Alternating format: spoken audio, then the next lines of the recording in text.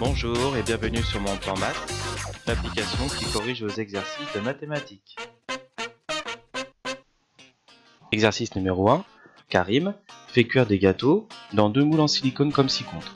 Chaque cône a pour base 3,2 cm de diamètre et pour hauteur 4,8 cm. Karim prépare 0,4 litres de pâte. A-t-il assez de pâte pour remplir tous les cônes? Sur le schéma, on peut savoir que pour un moule, il y a 15 cônes. Donc comme il y a 2 moules, ça va nous faire 30 cônes.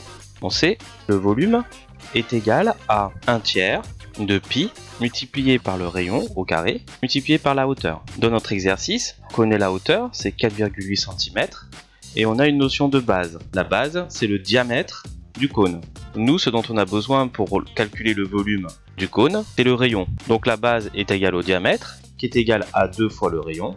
Donc le rayon est égal à la base divisé par 2, qui est égal, ici dans notre cas, à 3,2 divisé par 2, donc c'est égal à 1,6 cm.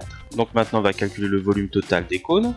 Donc on sait qu'il y a 30 cônes, qu'on va multiplier par 1/3, qu'on va multiplier par pi, qu'on va multiplier par le rayon, c'est-à-dire 1,6 au carré, puis on va multiplier par la hauteur. La hauteur c'est 4,8. Donc là on prend notre calculatrice et on trouve un résultat de 385,84 cm3. On va bien sûr arrondir à 386 cm3. Maintenant, on sait que dans un litre, il y a 1000 cm3. Donc dans 0,4 litres, ça nous fait 400 cm3. 400 cm3, c'est bien supérieur à 386 cm3. On peut conclure que Karim a assez de pâte pour les 2 moules. L'équipe de Mon Plan Maths te remercie d'avoir suivi la correction de cet exercice. Pour continuer à avoir d'autres vidéos sur le même thème, clique sur la fenêtre de gauche. En cliquant sur la fenêtre de droite, tu accèdes directement à la playlist. Pour recevoir régulièrement de nouvelles corrections, abonne-toi à notre chaîne YouTube.